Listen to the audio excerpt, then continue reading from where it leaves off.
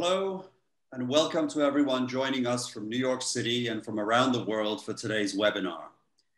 I am Kian Taj-Bakhsh, as the coordinator of the Committee on Forced Migration at Columbia University's Global Centers, which has organized this event. I am pleased to welcome our distinguished panelists who will address the way climate, conflict, and the pandemic interact and impact migrants and displaced persons around the world. I would like to thank my colleague and fellow member of the committee, Dr. Alex de Sherbinin, for putting together today's panel together. Dr. de Sherbinin is a geographer at the Columbia's Earth Institute. He is an expert on climate change and migration, and his research interests focus on the human aspects of the global environmental change and geospatial data applications. I am also very pleased to welcome today's distinguished guests. Mr. Kamal Amakrane, Director in the Office of the President of the United Nations General Assembly, with special responsibilities for migration, refugees. Jeffrey Schlegelmilch, Director at the National Center for Disaster Preparedness at Columbia. And Leslie Roberts, Associate Professor of Population and Family Health at the Mailman School of Public Health at Columbia University. Welcome to you all. The Committee on Forced Migration is an initiative of the Columbia Global Centers, led by Professor Safwan Masri, the Executive Vice President for Global Centers and Global Development. Columbia Global Centers works within countries that host a large number of refugees, including cities like Amman, Istanbul, Nairobi, and Tunis. In response to the combined crisis posed by the pandemic and forced migration, the Global Centers established the Committee on Forced Migration in 2018 to address the crisis. The Committee on Forced Migration brings together more than 50 faculty from across Columbia's schools and affiliates who work on forced migration, as well as those who desire to create multidisciplinary academic and practical solutions to the crisis. This initiative is one of a number of forced migration related activities the Global Center supports. Others include the Columbia University Scholarship for Displaced Students, the Amman Mellon Foundation Global Centers Fellowship Program for Emerging Displaced Scholars, the New University in Exile Consortium, a number of regionally focused forced migration related programming hosted by our individual global centers. And the goal of the Committee on Forced Migration is to maximize Columbia's ability to provide an institution-wide platform to engage, support, and share information across Columbia's community of faculty, students, and staff. And also to act as a convener to bring together the world's thought leaders in global migration. Today is the third event of a year-long online series entitled Forced Migration in a Post-Pandemic World. The series looks at the impact of the crisis on forced migration, both current and long-term, post-pandemic effects. The Committee on Forced Migration event series centers on four multidisciplinary themes: preparation and planning and bringing voices from the front lines, looking at the impact on policies, laws, and public opinion, the pandemic's impact on mobility, migration routes, and demographics, and finally, envisioning the future. All these events will feature eminent Columbia and external experts and voices from the front lines. And we will hold our next event on Monday, November 16th at 10 a.m. entitled America is Closed, the Trump Years and What to Expect Next, which will look at the issues of immigration law and policy in relation to the pandemic and migrants in the coming years. So thank you for joining us for this event. And now I turn over the session to Alex, who will moderate today's program and introduce our speakers more fully. Thank you. Thanks so much, Kian, and greetings to everyone. We're really delighted. It looks like we have well over 100 participants today. My name is Alex de Sherbinin. I'm an Associate Director for Science Applications at CEASON, which is a research and data center at the Earth Institute that's focused heavily on human-environment interactions. I personally have been engaged in research on climate-induced migration for over a decade, and As we heard from Kian, this webinar is sponsored by the Columbia Committee on Forced Migration. I also wanted to mention that it's supported by a new Earth Institute Earth Network entitled Climate Mobility Research Translation for Policies and Programs. The purpose of this Earth Network fits in really well with our panel today, since it seeks to identify how data and scientific research can contribute to the solution space on these immensely complex issues. Today, we'll be talking about how climate variability and change, conflict, and coronavirus have combined to create a perfect storm in many parts of the world for forced migrants. Some have likened the coronavirus pandemic and the various social and economic crises that it has engendered to a dress rehearsal for climate change and for its likely impacts. But in reality, the climate crisis is already playing out in many parts of the world. In the United States, we are seeing displacement owing to fires, floods, and sea level rise. But as we'll hear from our panelists, in developing countries where livelihoods are very dependent on rainfall, the impacts are already affecting food security and are indirectly contributing to conflict and migration. Furthermore, limitations on international mobility owing to COVID-related border restrictions are increasing, while in some countries such as India, migrant laborers in urban areas are being sent home to rural areas. According to a recent article by Joseph Chamey, the former head of the UN Population Division, in just a matter of several months, the world experienced the biggest and most rapid decline in global human mobility in modern times. So with that, I'm delighted to introduce our three very distinguished panelists today. You've already heard from Kian some of the basics. Jeff Schlegelmich is the director of the National Center for Disaster Preparedness at the Earth Institute. He has areas of expertise including public health preparedness, community resilience, and the integration of public and private sector capabilities. Jeff is also the author of Rethinking Readiness, a brief guide to 21st century mega disasters. Les Roberts is an associate professor of population and family health and a member of the program on forced migration and health at the Mailman School of Public Health. Les spends a lot of his year, the better part of his year, on the ground studying some of the world's most difficult humanitarian situations. So he has a real boots on the ground perspective on some of these issues. Kamal Amakran is an adjunct professor at SIPA, the School for International and Public Affairs at Columbia. But more importantly, he's a senior official at the UN and was heavily involved in the negotiation of the 2018 Global Compact for Migration. Kamal's work was instrumental in getting language on climate-induced migration into that compact. So with that, I'd like to invite Jeff to begin his panel presentation, then we'll proceed to Les, and finally, Kamal. We will be having some questions for the panelists that I'll moderate right after that, and then we'll give time, roughly 15 to 20 minutes, for Q&A with members of all the attendees on this webinar. I'd like to request that you use the Q&A function rather than the chat function to pose your questions. So with that, Jeff, please take it away. Thank you.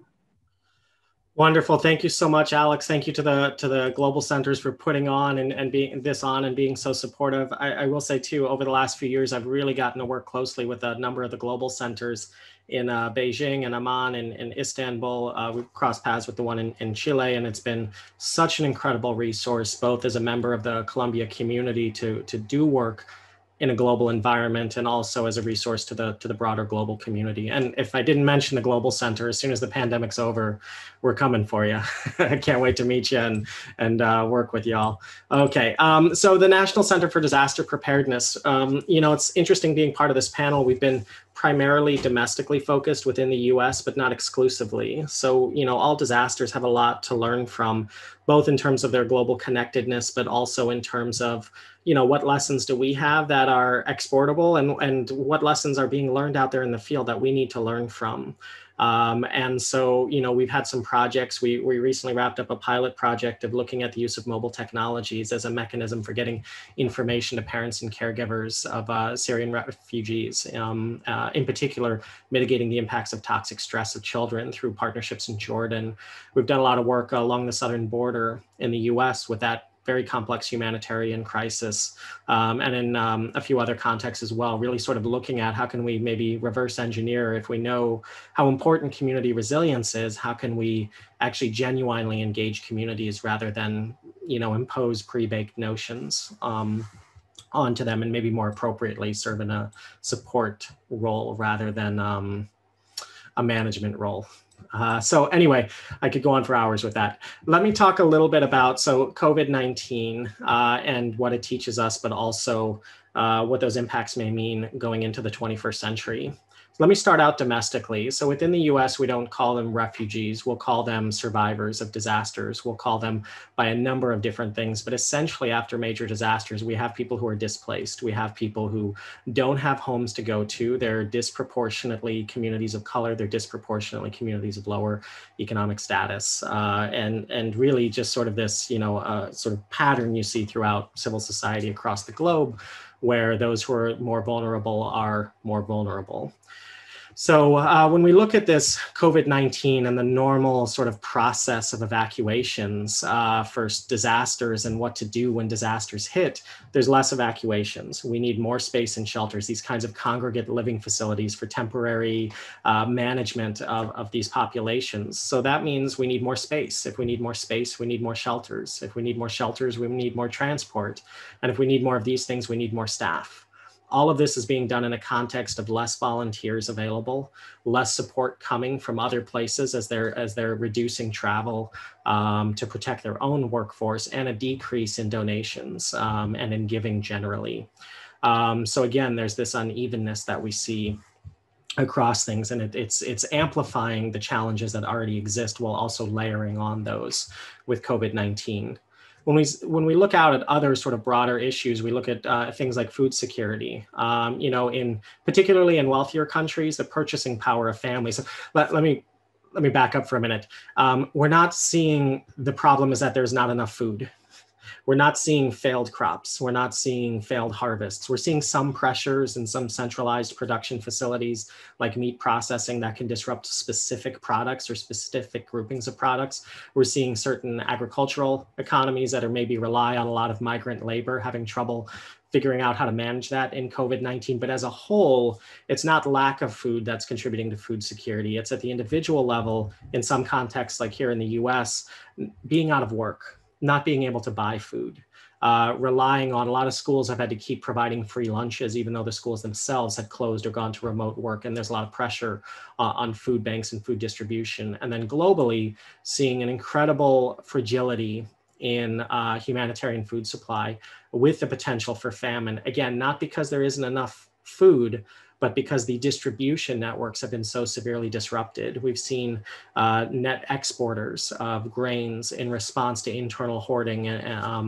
actually restricting exports. By restricting exports, it's going to the highest bidder externally. And when you have net importers that are wealthier countries, the highest bid is not going to be countries like the Sudan, countries like the Central African Republic, who perhaps have a greater need but less resources to capture that. And also disruptions to international travel, international shipping, all of these networks that are relied upon. So it's really exposing a fragility in food security that's more linked to the distribution methods and the distribution processes, as well as issues of access rather than the supply itself. In addition, for health impacts, again, the more vulnerable are the more vulnerable. And, those who have lack of access to healthcare, those who are living in congregate or extremely dense living conditions, those with untreated or unmanaged chronic conditions are all predisposed to the more severe outcomes of COVID-19, as well as many, many other diseases that we see in refugee situations.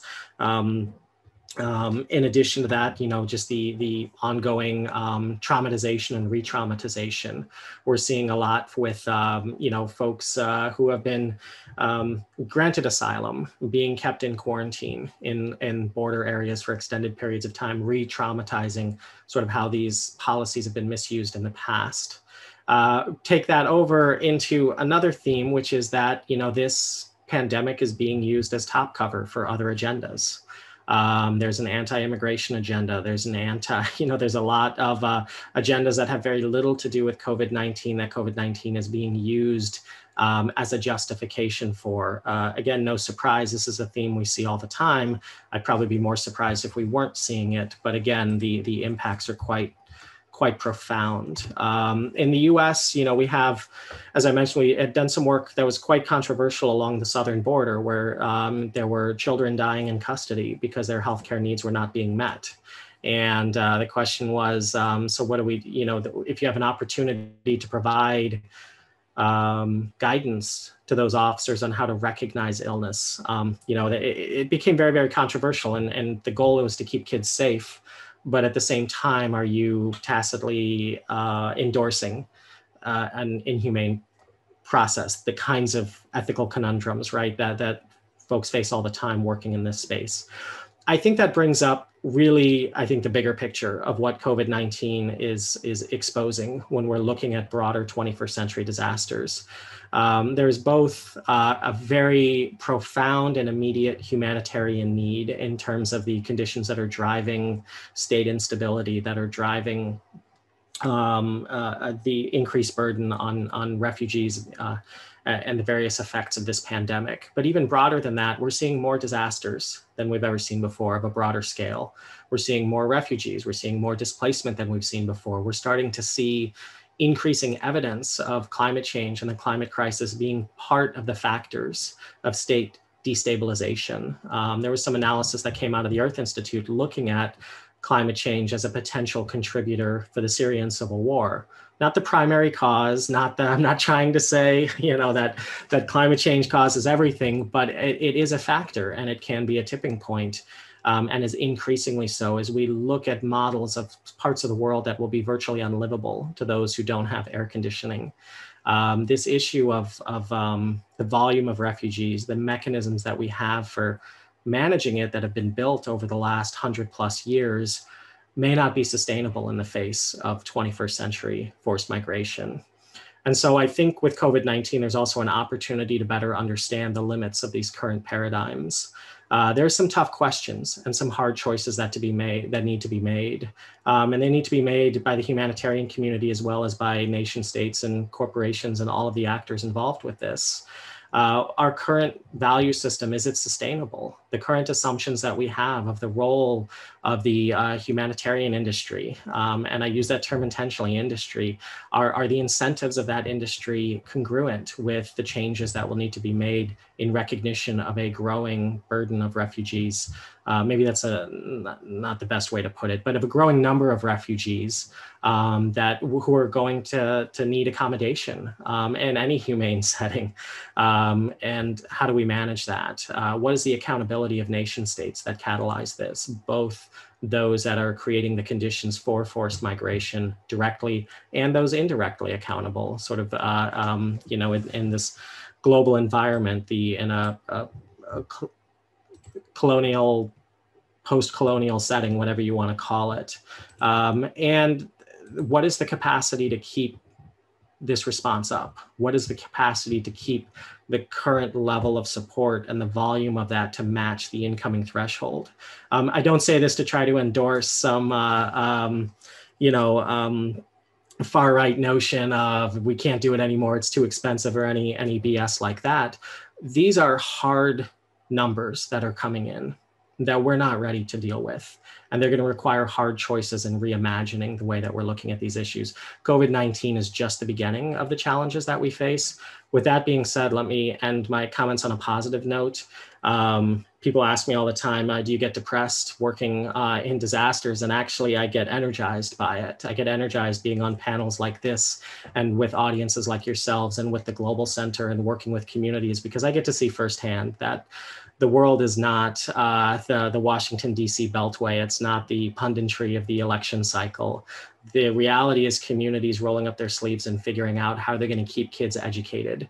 It's, in Jordan, having buses that go to teach kids at informal tent settlements to make sure that there's at least some element of education that's continuing. Is this commitment that all of you have and continue to have to figure the situation out and make it better. So I do fundamentally think that the story of the 21st century is not going to be what brought us down. It's going to be about what we overcame. So with that, I'll hand it on to the next and look forward to questions.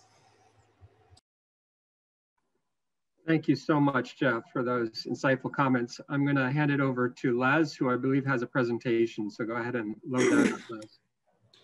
Okay.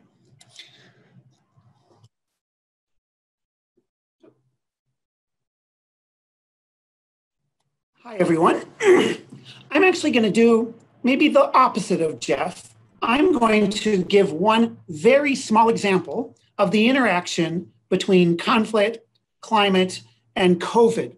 So our example takes place in the Central African Republic. For those of you who don't know about this sort of somewhat neglected country with a little more than 5 million people, it is right in the middle of Africa. It is probably the world's poorest country. And according to WHO, it has the second lowest life expectancy in the world.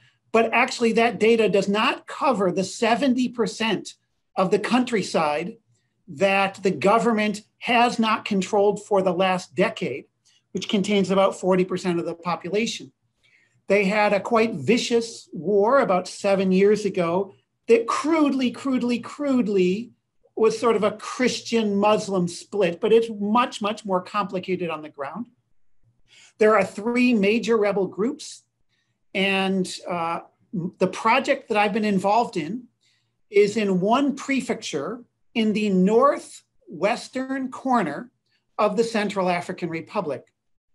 And in this prefecture, in August of 2018, we randomly selected 30 clusters of households. We went and sat down and had a long chat with the chief, interviewed these households sort of according to the chief's sort of rules. And we then had the chief nominate someone to be the local monitor. We wrote up a little summary of our baseline, which I'll talk about in a moment. But the key thing is we set up for a local person to go and visit these 450 randomly picked households every month and ask them just a few things. Has anyone been so sick since the last time I saw you that they couldn't go to work or couldn't go to school? Has anyone been born? Has anyone died? Has anyone moved in or out? What I want you to take from our baseline is that a baseline of interviewing 4 households with 4,000 people is that the government claimed and the United Nations reported that the birth rate was 3.5% of the population being newborns every year. And we found that it's 5.6%. Guess what? Almost every other survey I found, and there's about a dozen of them, in the last couple years in the rebel-held areas has found the same thing. That means all those estimates of vaccination coverage, all those estimates of what fraction of births are attended is sort of fudged in the statistics' favor by 40%. Secondly, we found a death rate 3 times higher than the United Nations reported. And this is on the cusp of sort of being the international definition of an emergency. So now we've been running this for 2 years. Along comes COVID and it's funded by the CDC. The CDC has funded us actually to go another year so that we can make a record as COVID swings through of what COVID has done to this population and how many indirect deaths happen, how many direct deaths happen in this very, very, very poor and vulnerable population. And what's stunning is that so far, essentially, there's no evidence of COVID sweeping through this population. There have been several hundred cases recorded in the capital city, Bangui, and the couple other secondary cities, but in this little rural prefecture, none. Violence is way up, and we'll talk about that a little more. Migration is way up. And it seems, for reasons Jeff talked about, that malnutrition is up, but we don't really have data on it. And the main reason why violence is up and sort of disruptions have happened is that the borders were closed, and suddenly these rebel groups who get most of their money by taxing trucks and goods as they cross the border are no longer getting any money. And this has created incredible political instability in this rebel-held area. Here is a graphic. Remember, we asked people every month, the same households, has anyone in your household been sick in the last month? So here are all of the words that might add up to respiratory infection. And so there's 3 or 4 different common terms that are being used, but essentially we see in 2020, sort of the last 8 months showing there, no more respiratory infections than we had in the preceding couple of years. It turns out that one of the forces destabilizing this little corner of CAR is that Lake Chad and the Lake Chad Basin is drying up. In fact, from 1960 to 1990, the lake has shrunk by about 90%. And the population living in the basin in that 30-year period more than doubled and almost tripled. It turns out this is sort of the main center of Africa's largest pastoralist population, the Fulani. And this drying up of the Lake Chad Basin has messed up a very established cycle where in the wet season, people would sort of be up near Lake Chad, and in the dry season, they would move to the more southern edge of the Chadian Basin, the Lake Chadian Basin, in order to allow their animals to keep grazing. I can't tell you why this lake is drying up. Like there's this word climate change. In the Sahel, I'm too ignorant to understand how to separate climate change from overpopulation. So here is on the top, a graphic that came from Nature of March of this year, showing that compared to 1960, by 1990, there had been about a 3-meter drop in the level of the lake. And it hasn't actually changed since then. They have 4 rain gauges that have been running all this time in the Lake Chad Basin. And if you look at the rain gauges, it's not clear that the rain has changed. That doesn't prove this isn't climate. It could just be warmer and more water leads to more transpiration and all that stuff. Or it could be more population, or it could be more cows, or it could be more something. But nonetheless, as a result, hundreds of thousands of Fulani who historically spent some of their year in Chad and in the driest part of the year would migrate down to the Central African Republic, have actually settled in the Central African Republic. And they generally are very hostile to the central government, and the central government is very hostile towards them. And the government has used this period with COVID, with incredible lockdown, with a dramatic reduction in NGO presence, to brutally crack down on the Fulani. And thousands and thousands and thousands of households have been destroyed and people have been moved out.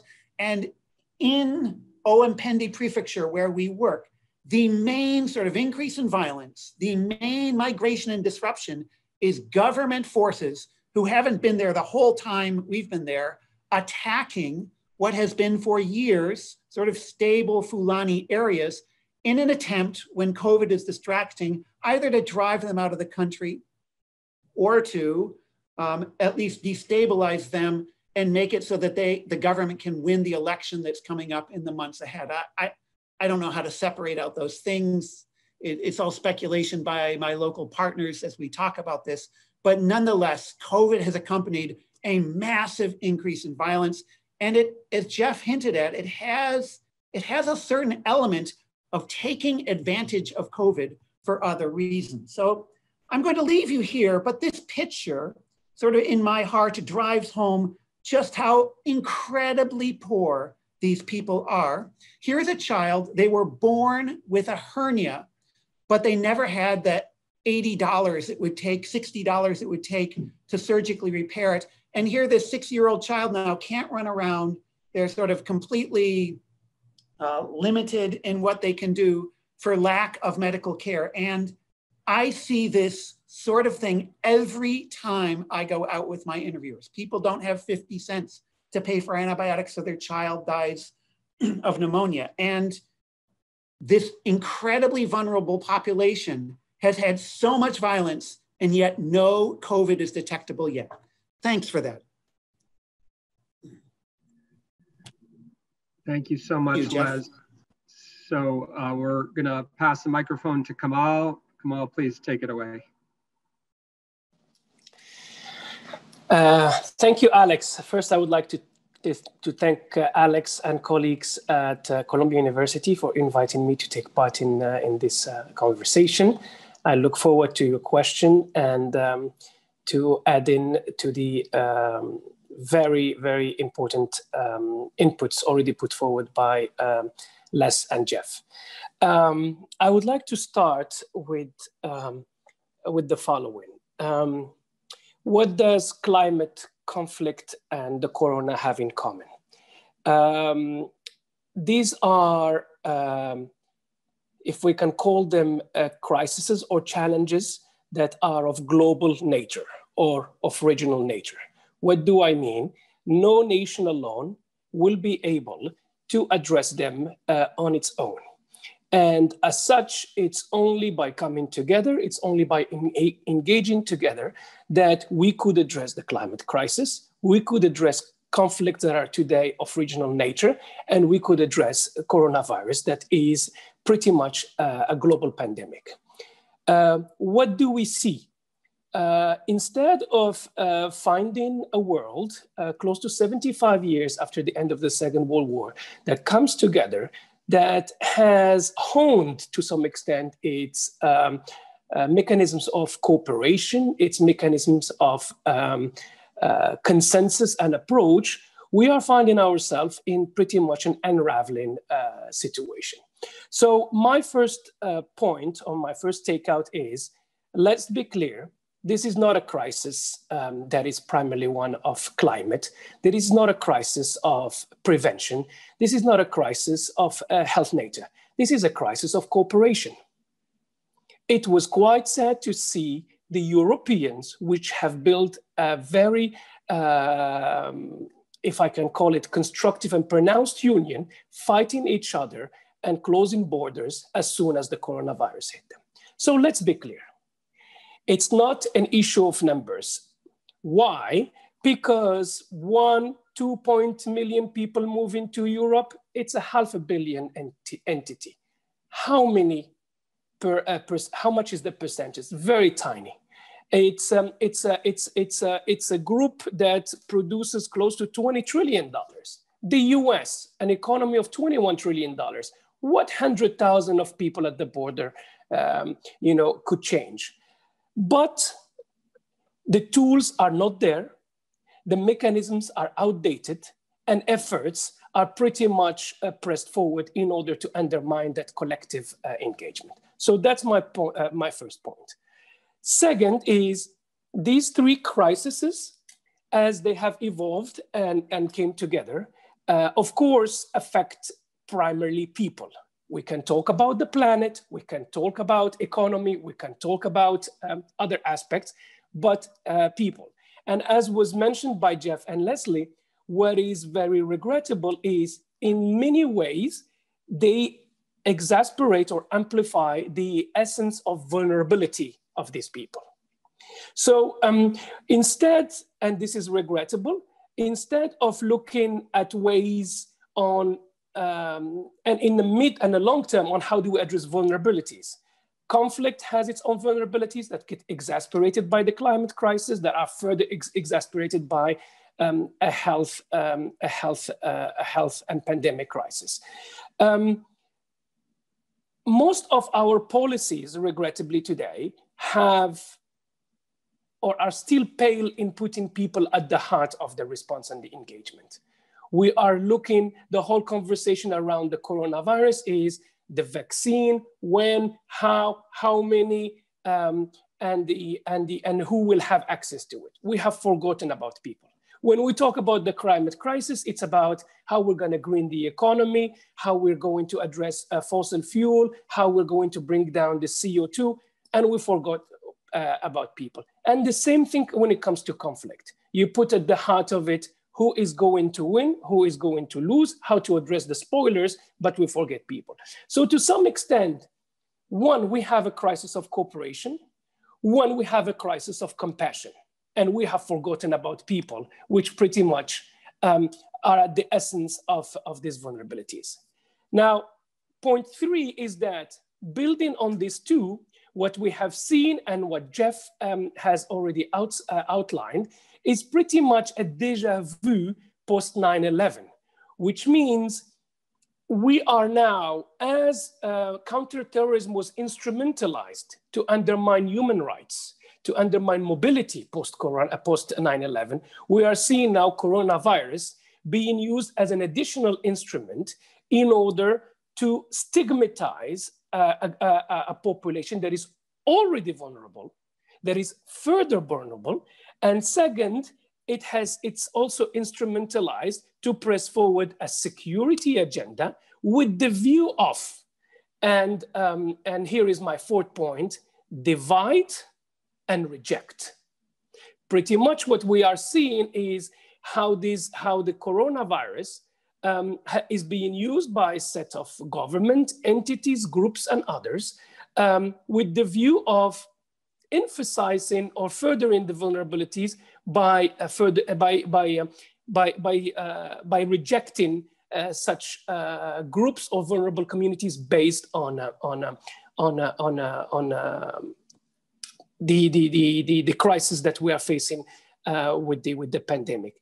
Regrettably, it's very sad, and I am optimistic by necessity, and it's very sad to see today that these three factors, whether conflict or the climate crisis or the coronavirus, is very much undermining, the essence of who we are, the essence of the consensus that was brought and built together, throughout the last 75 years, where as people with capital P, we were trying to build something together, and now we are seeing things unraveling, and this common effort being pretty much deterred. So to conclude, there are 3 or 4 points that I would like to put forward. There is very little investment in long-term engagement. Everything is transactional and short cycle. Today is the pandemic. Inshallah, as we say, once we have the vaccine, sometime next year, people will forget about the pandemic and they will be surprised by the new pandemic when it hits. COVID-22 or COVID-28, they will be surprised. The climate crisis has been there for years. And then people will be surprised, guess what? This area has been flooded again. So we need to have a strong tool of planning, of global planning and of global coordination in order to address this long-term engagement. We need to go beyond the quarterly cycle and build something that stands in the long term. Second, we need to invest is actually, as Les mentioned, in international cooperation, in these small things that people don't care about, but they make a huge difference. Third, we need to protect the common normative space, which is pretty much our global compassion, our conscience, what we were able to build together as a repository of human rights, as a repository of protecting human condition. That space is being deterred on a daily basis, legislation by legislation, engagement by engagement, and that normative space needs to be protected. Last but not least, I think there is an importance to fight the destructive narrative, because that narrative, as it was mentioned by my colleagues earlier, not only divides us, but destroys what has been bringing us together. Last but, two words to finish, you cannot be a bystander anymore. The time of just sitting on the side and enjoying the ice cream or your latte or your coffee and say, somebody's gonna take care of it, it's all gone. If you don't get involved, the train will pass by. As we say in French, la nature n'aime pas le vide. Nature does not like or does not enjoy vacuum. So don't let other feel it, and please get engaged. I'll stop there. Over to you, Alex, and thank you again. Thank you, Kamal, for your impassioned plea, and for, I think we're all feeling that sense of, well, what do we do when the Black Lives Matter issue arose in George Floyd, the tragic killing of George Floyd earlier this summer. I think a lot of myself and white colleagues and others in academia were certainly asking, what is it that we can do better and to address these issues? And I think the same goes for this particular set of crises. I'm going to turn to you first, Kamal, because one of the things that the Special Rapporteur on Human Rights of Internally Displaced Persons, Cecilia Jimenez Damari, recently issued a report that says the issues of internal displacement in the context of slow onset adverse effects of climate change lies at the intersection of various legal and policy fields, including international human rights law, international environmental law, international disaster relief law, disaster risk reduction, and sustainable development, and requires concerted action. But I've heard you say that actually a lot of these issues around migration should actually be tackled from under the climate lens, or under a sort of climate cooperation rubric. And I'd like you to elucidate a little bit on why you feel that's the case, particularly in this case of migration and displacement. Thank you, Alex, for the question. Before I give my answer, let's agree on the facts, or let's agree on the assumptions. Fact number one / assumption number one is most of the mobility or the forced mobility resulting from the climate crisis will either be local, which means at the national level, or at the regional at most. So we're talking about up to 90% is going to be at the regional level.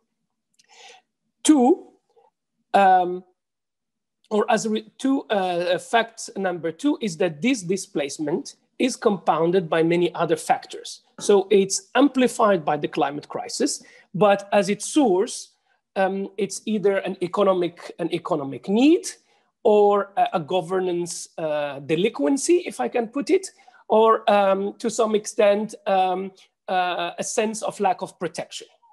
That's point number two.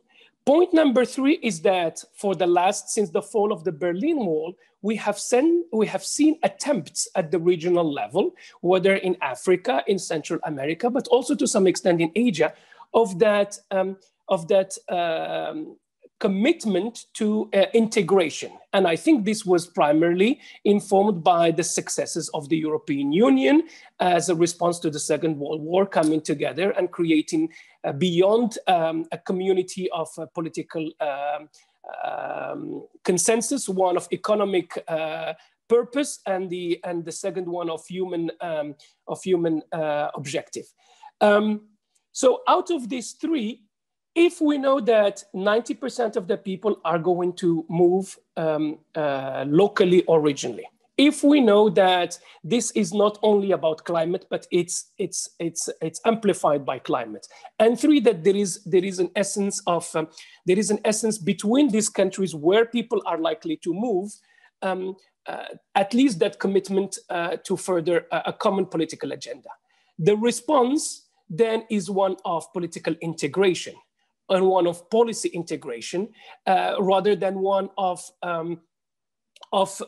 if I can call it, defined primarily in the migration agenda. What do I mean?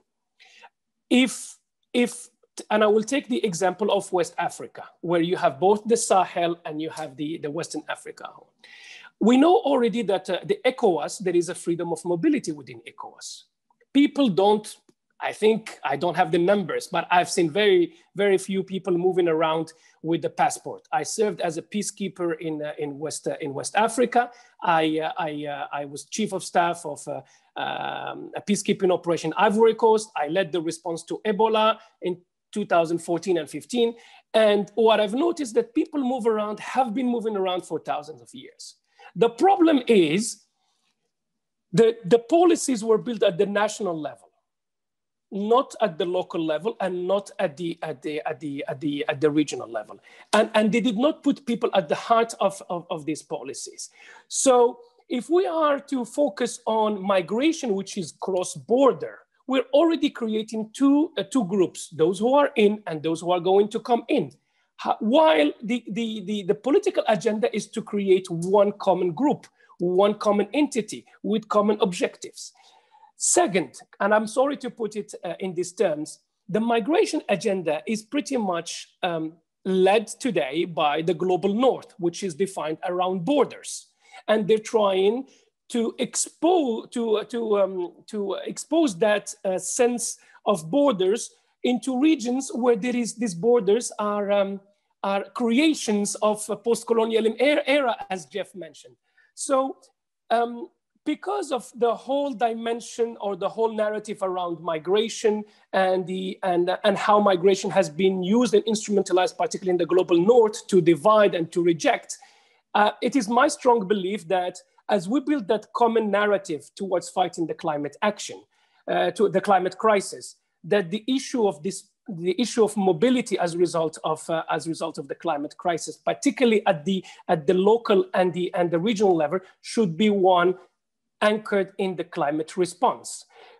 This will give an opportunity to create a new narrative. It could be an instrument to further integration at the local and the national and regional level. And most importantly, it could inject a new souffle in how these parts of the world, which have not led this agenda for a long time, could contribute to building a global agenda. I will stop there. Over to you. Thanks. So maybe as a follow-up to Les and Jeff, both of you have studied from different perspectives these very complex humanitarian crises, these disaster scenarios. I think, Jeff, you said that we're going to just see more mega disasters in the future. Is it really feasible to sort of separate out those who are maybe arriving at different borders, wherever they may be, internal borders within Africa, borders between Africa and the EU, or between Central America and the US, and sort of distinguish between those who are, say, climate-induced migrants and those who might be displaced for a whole host of other, often very complicated reasons. Do you see that as a feasibility to kind of set aside a category of migrants that are essentially climate-induced? Maybe I'll start with Jeff, who's unmuted, and then we'll go to you, Les, okay? Yeah, sure. So I think that there's kind of a lot to unpack there, but I think for one, and I appreciate Kamal's point that, and it's a very, very important point, that the headlines for migration usually emanate from Europe and the US and elsewhere, but the vast majority of refugees are in the region, are in the adjacent countries. They're in Kenya, they're in Jordan, they're in, et cetera. And so that's an important thing to note, is that sort of the capacity to respond is in a sense sometimes much less in those adjacent countries, and yet they do anyway for lack of a choice. I know the US has had different categories through different legislation for different purposes for different classes of migrants coming from different conflict areas and things like that. And that's been reverse engineered with certain bans on refugees from certain countries under the current administration. I think an important thing is that everyone has an agenda in this situation. And even the most noble of humanitarian organizations has an incentive structure to keep their business operating. And we have to acknowledge and understand this.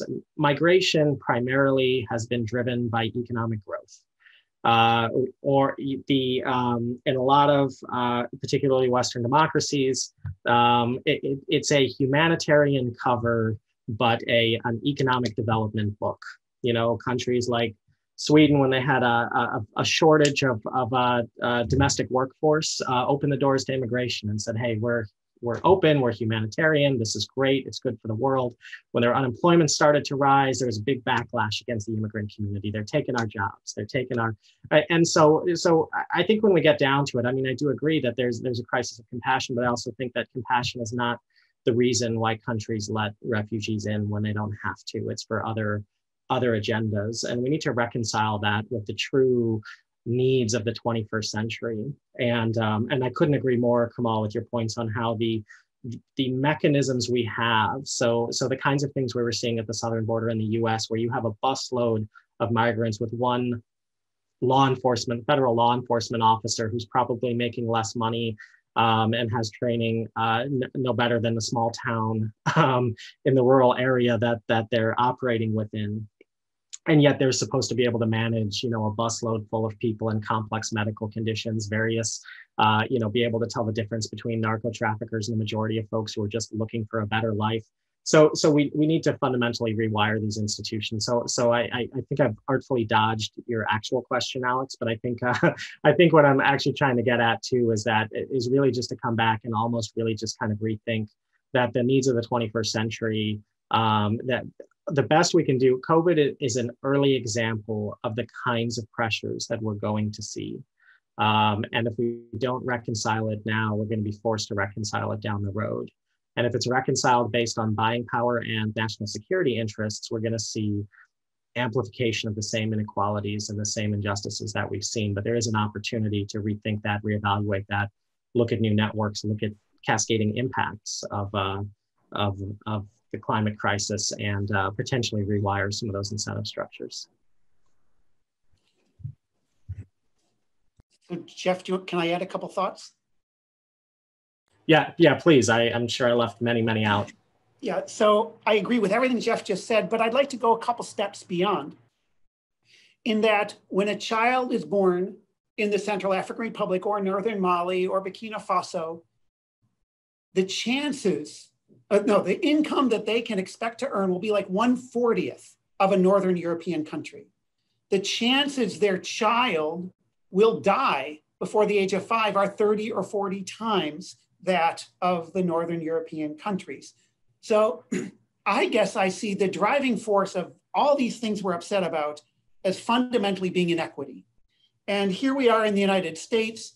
If you, after taxes, end up with something like $80,000, you are in the top 1% of earners in the planet. So as a Columbia professor, I'm in this incredibly elite, lucky category, and climate change is going to thump us. We're going to have serious consequences, disruption, fires that will destroy houses and ruin lives. We're going to have all kinds of things.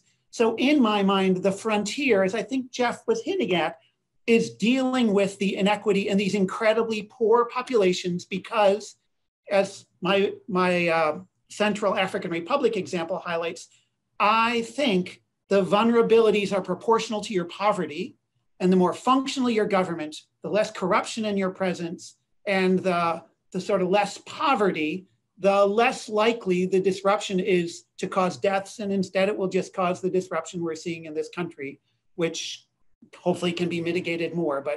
But dealing with inequity, I think, is the frontier. I don't want to do away with passports and nationality because they induce accountability and protect little languages and cultures. So there's lots of things that are good about nationality, but there's an incredible inequity structurally built in, as my two colleagues have described, in our favor. And we haven't come up with a scheme like a minimum wage of $1 per hour for anything that crosses an international border, or a sort of taxation scheme by which the wealthier countries are systematically supporting the poorer countries. The United Nations attempts to do that, but doesn't really happen in any big way. So I think we've got a core problem of inequity, and that climate and corruption and other things are interacting with it incredibly negatively. Thanks. Thanks, Les. I think, your statement reminded me of the way people described how coronavirus essentially was revealing cracks in our society.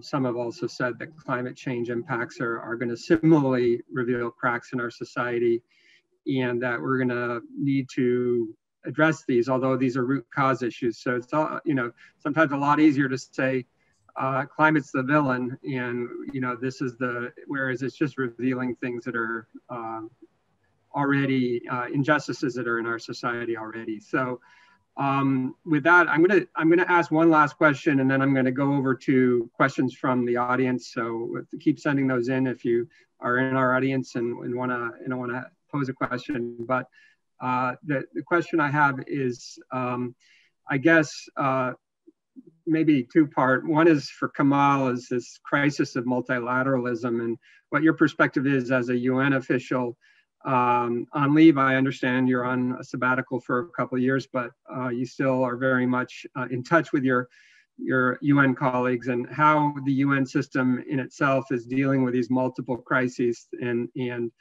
essentially reeling from the rise in more isolationist and nationalist tendencies in especially the most powerful countries of the world. And then maybe over to all of you to briefly touch on what you see as one maybe action point that we could take, because I think, Kamal, you raised that as an intriguing possibility.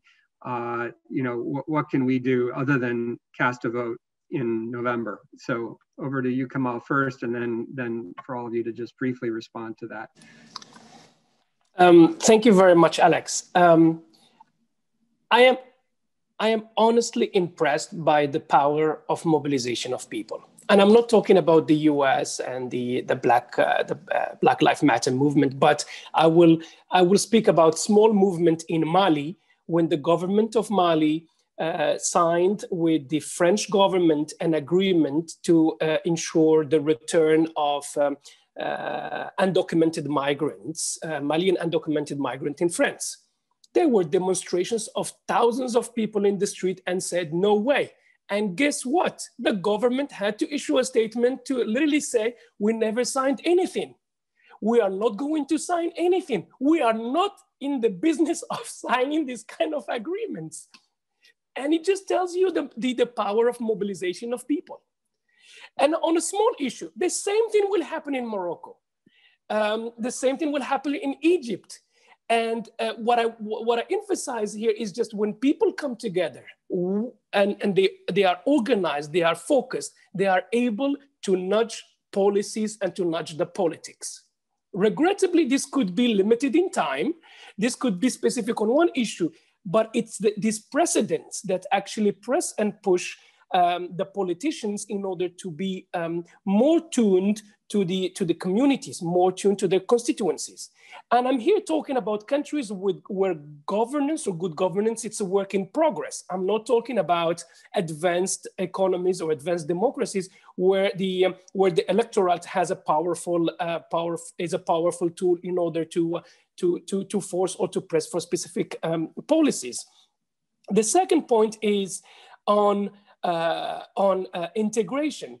And why we need to invest in integration. And here I miss to emphasize not horizontal integration, which is countries come together with other countries to create a group, but also vertical integration, the city, the town, the rural area, how that continuity can come together. As much as we're building that continuity, that's what helped Europe get out of the crisis in 2009. That's what is helping Europe now to get into the crisis. That's what could help actually advance this effort for Africa to speak with one voice, or Central America. And just for the point that Les mentioned, it's only through such integration that we could efficiently use any funds put forward to advance a common purpose. So if I can put it, it's integration to address inequity.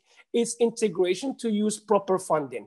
Now, when you talk about the UN, I just Googled the budget of the police department in New York. Alex, you will be surprised that New York City has more policemen, firefighters, and how do you call them, first responders as a group than the entire United Nations peacekeeper. The budget, and New York is 8 million people. We're talking about 8 billion or 9 billion people, New York has a bigger budget when it comes to police, first responders, and firefighters than the entire UN system. Third is most of the and to go back to Jeff's point, most of the projects or most of the engagements, whether WHP, WHO, WFP, FI1, and UNDP, UN Habitat, are actually extra budgetary funding, which means a specific member state or a specific country has already approved a budget line in the context of its aid. And instead of giving the money directly to Central Africa, what does it do? It will go to the WHO and it will say, I support vaccination in this specific country. Please do it on my behalf. And it's primarily to limit risk of engagement and the risk of contact.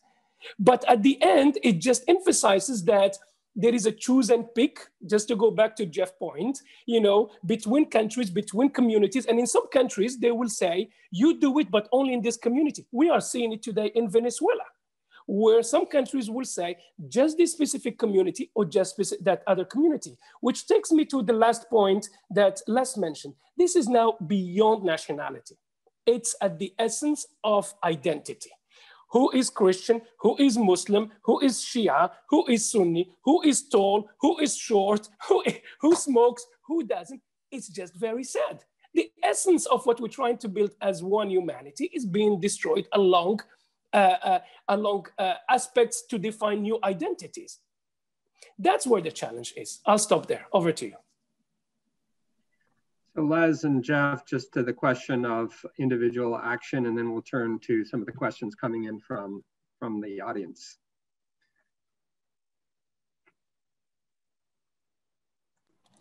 So my answer would be, in my work overseas, I meet amazing Congolese and Central Africans and folks who I can help write grants for and help get their kids into college. And in my mind, the most important thing I can do is nurture those really talented, inspiring people I bump into. But secondly, Kennedy in part created the Peace Corps to connect us to the rest of the world. We in the international community need to be pointing out that the lifestyle in New York is so incredibly crazy rich that no one who's displaced in Guatemala doesn't think life would be better in New York. And so I think Americans don't understand how obscenely fortunate we are. And I think part of our job should be to communicate that as well.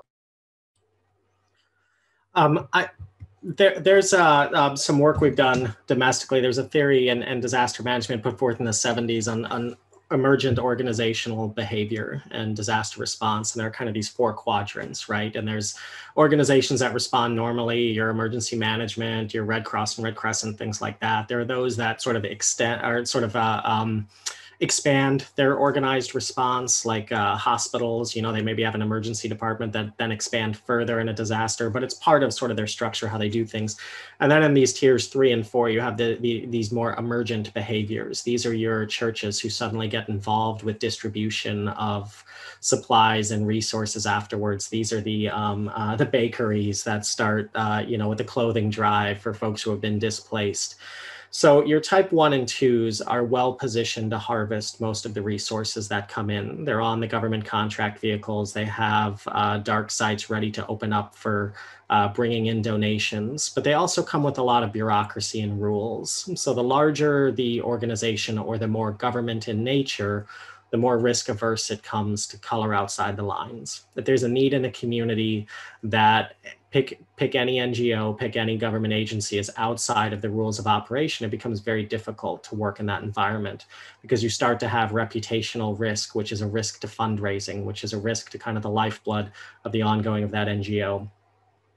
The type 3 and type 4s, these are the organized ones. They're probably having the biggest impact. They're generally emerged to respond to an unmet need.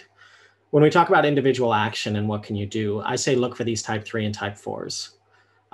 Look for these organizations within communities that are emerging to meet the response. There's some risk there. They might not have the tools set up for the same level of transparency to get the guide star ratings that other groups have, but they're doing a job because nobody else is doing it. And a lot of times your money can go a lot further and your contributions can go a lot further by investing in communities rather than by investing in those who come into communities when there's a disaster need, as well as a donation harvesting opportunity. And I don't mean to say it's all nefarious, but there are real, honest to God incentives that drive what we do that are under the surface of the compassion that we exert, and we have to acknowledge those. If we don't acknowledge those, then we put ourselves down a path of proposing solutions that fundamentally won't work without acknowledging and rewiring those structures. So anyway, that's for individual action. I would say drive it towards those emergent community organizations first and foremost. They need the most help, and they're doing what no one else is doing. Can I just add a little? Jeff, sure, that would be great, Les. I did want to say for Jeff, if you could put in a chat, just a clarification when you say individual community organizations.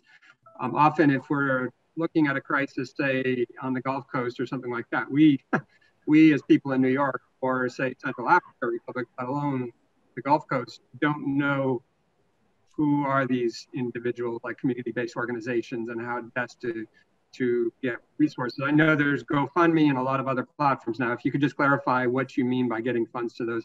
Go over to you, Les. Well, I just wanted to say, in support of what Jeffrey just said, if we think about ending child labor, landmine bans, other things, they sort of started with little groups and then they spill over into the United Nations and get going.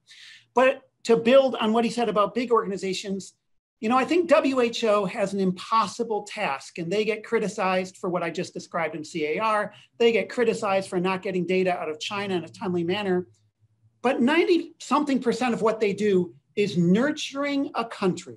They are structurally set up so the country directors are elected by the region, and essentially countries are controlling them.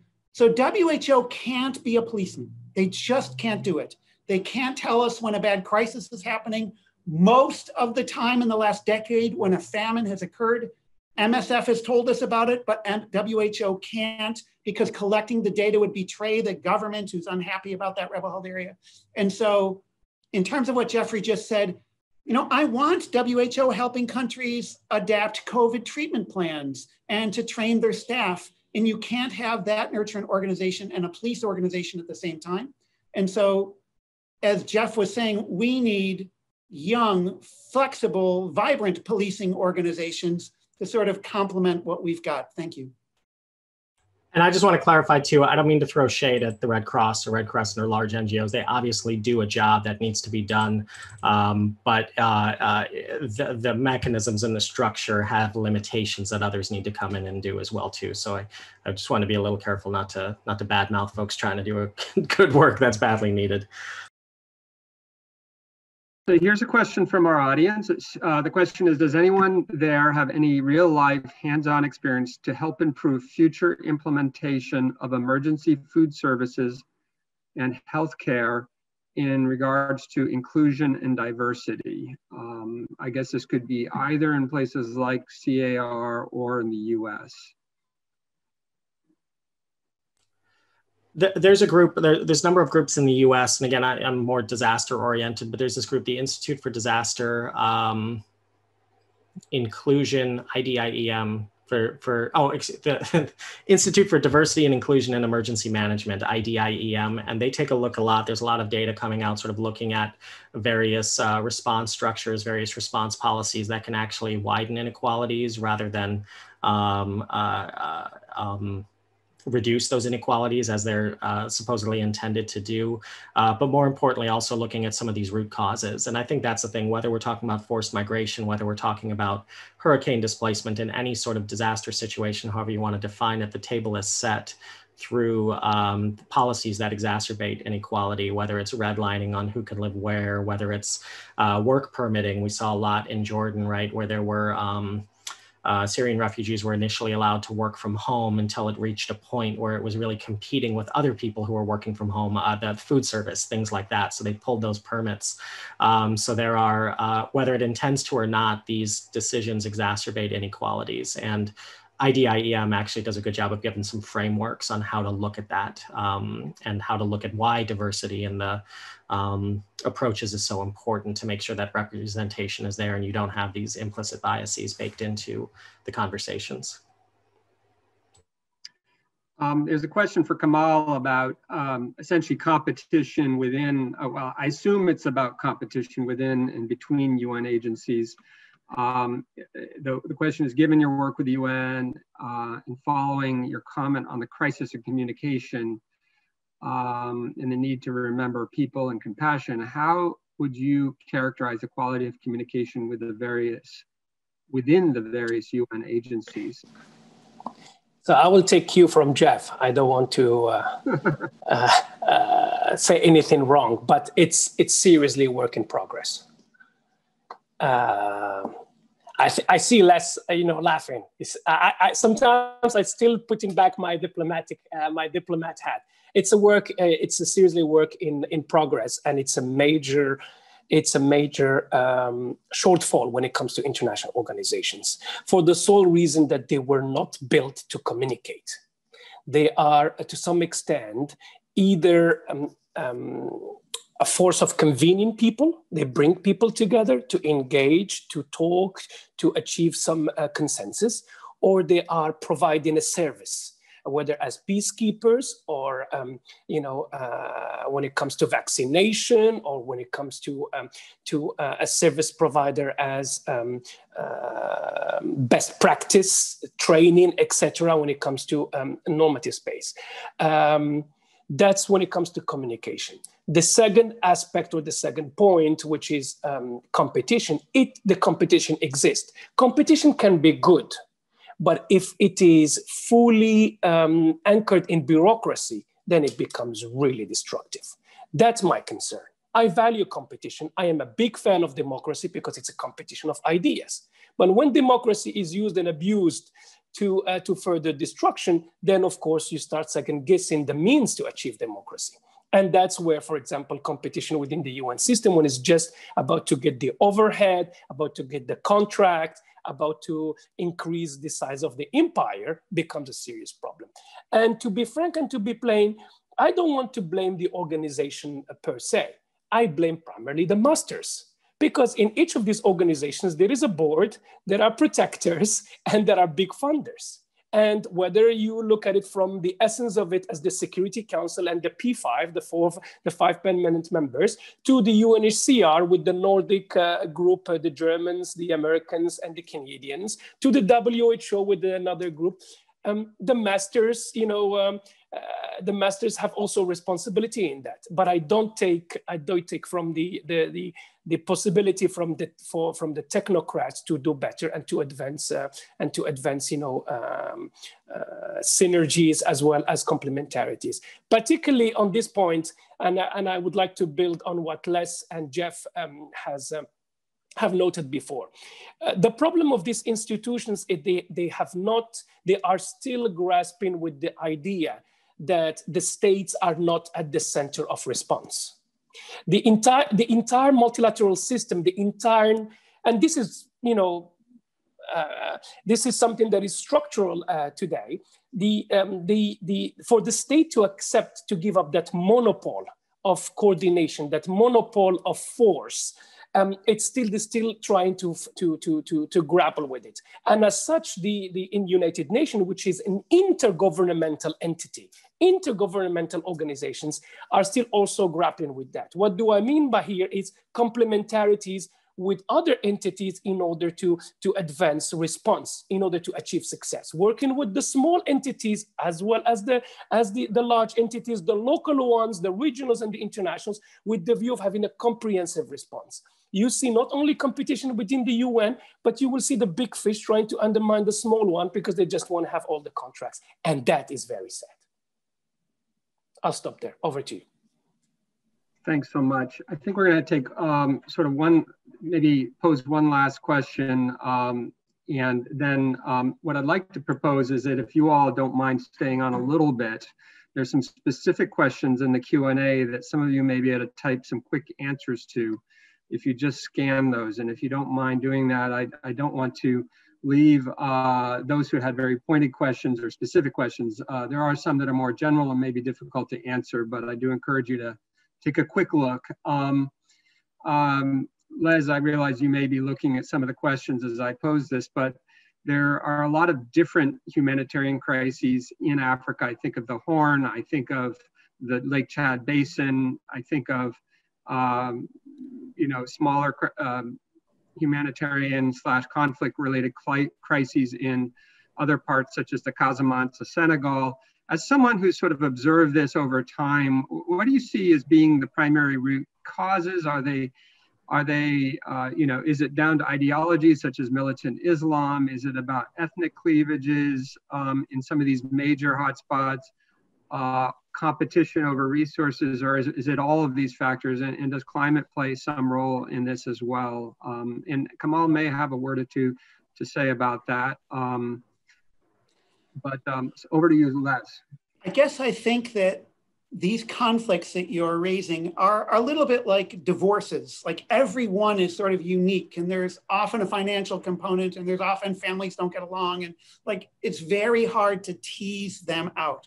What I can say is that when I think of the worst ethnic conflict that I've been in, the Rwandan genocide, somehow they came to the other side, and I don't think anything ever sort of resolved the Hutu-Tutsi sort of split and chasm, but the government was so functional and so successful that it subsided and people decided we want a peaceful life anyways. And so in my mind, I can't tell you what are the driving forces. I think all of those play a role. I think, as I said, probably getting hotter is part of why the Lake Chad Basin is drying up, probably overpopulation. I don't know how to separate them. So both of those things are in there. But those people who end up in Ghana afterwards have a way better life than those people who end up in Central African Republic, because corruption is sort of the destabilizing force of social good. And I heard this from my two colleagues. Like clockwork, you see that if people can sort of just be in a stable environment, they almost always want schools for their children. They almost always want safe food supplies. They almost always promote those nurturant things that outside agencies are going to promote. It's just the forces of corruption and armed groups coming and extorting that make it so Congo doesn't recover after whatever we are, 17 years since the war ended, but Angola does. Like, I think, I can't tell you one thing, but corruption is the destabilizing thing that prevents recovery. And we have an amazing UN agency for investigating airplane crashes. It is independent. It has its own money from the airlines. It has like a clear mandate. And wow, are they amazing at what they do. And we need that, an independent entity sort of isolated from all the politics of the United Nations to deal with corruption. That would be the recovery mechanism I think we could do for the Congos and CARs of the world. That's really helpful. Thanks so much. Kamal, did you have any last comments on that question? I'll give it over to Jeff as well if he has any final comments before we close out this panel. Thank you. I just would like to emphasize what Les mentioned when it comes to this. When it comes to these crises or these conflicts, the West tends to simplify them for people to understand them. I am an architect and I am a big fan of the Bauhaus. And the motto of the Bauhaus is less is more. But in this case, less is not more. Is literally less is the opposite of more. And I think this is where we, in the international community, particularly, in the global North, we tend just to look at things in a cyclic matter and to simplify them. And this brings me back to why the response and the answer should be local and regional. So it's built into a long-term engagement. It furthers that sense of integration. So you could have the patrons and the guarantors when it comes to such understanding and agreement among parties. And where the global North or where the multilateral organization should stand is in supporting funding these exercises, in supporting training and assisting this effort. When it comes to corruption, I think one point that I would like to note,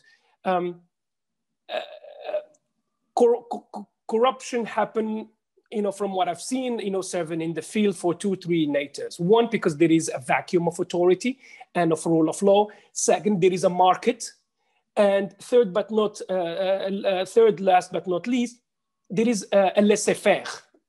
We know it, and people still doing it. And those who can stop it, or those who can pretty much use the means that are out there in order to create precedents and lessons learned, they just say, you know what, just let it go. It's Africa. Just let it go. It's Africa. And that's what creates impunity in many ways. I'll stop there. Over to you. Yeah, and I've tried to answer a couple of the things in the chat too. I also want to acknowledge a point, it's not lost on me that talking about diversity and inclusion, and I think that even in these conversations, right, there's work to be done in terms of bringing more voices into the field and more conversations. So obviously don't want to, very grateful for the opportunity here, and also appreciate those points as well as being both very true and very important. I think, kind of relating to this question and closing thoughts as well too, is that I think, what was it, Winston Churchill who said, democracy is the worst form of government except for all the others. There's a certain thing where people are not going to vote against their interests. And it's like that meme of the guy, prove me wrong or whatever, I don't know, but it's like, I'd like to know the alternate way around it. I actually was listening to a podcast and listening to someone from Corey Lewandowski's firm. For folks who don't know who that is, he was one of the architects of Trump's election to the US in 2016. And what he was talking about is how voting is a very emotional behavior. If your family has lost hours at the plant, if you're not able to put ends meet, if you're having trouble putting food on the table, it doesn't matter to you what the aggregate GDP is. It doesn't matter to you what's going on the other side of the world. There was and this is a hard truth that bores out again and again in behavior. There was a survey, I think it was of MBA students, but it was essentially asking people two questions. Would you rather make, I'm gonna make these numbers up, but they're roughly what I remember, 175,000 and your neighbor makes 200,000 a year? Or would you rather make 150,000 a year and your neighbor makes 100,000 a year? And the vast majority of people would rather make less money but more than their neighbor. So these are behavioral patterns that are embedded in these systems. I'm not trying to defend them by any means, but when we don't consciously look at these incentive structure, these are the currents we're fighting against, we're swimming against.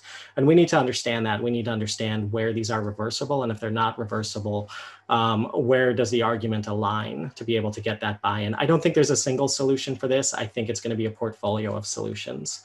There are going to be elements to bring in the private sector. There are going to be elements to bring in the uber wealthy. There are going to be elements where folks are going to be driven by compassion. Because of conversations like these, and because of colleagues like all of you and many, many more who are working on this problem and not represented on this panel, I just want to thank you for the conversation, for the work, and know that it's all driving in a direction towards a more just and equitable future for all. Great. With that, I think we need to conclude our panel. Thank you so much to Les, to you, Jeff, and to Kamal for your time. And thank you to the attendees for being with us and for posing some really excellent questions. And Kian, I don't know if you have any further words, but otherwise I think we'll end this webinar.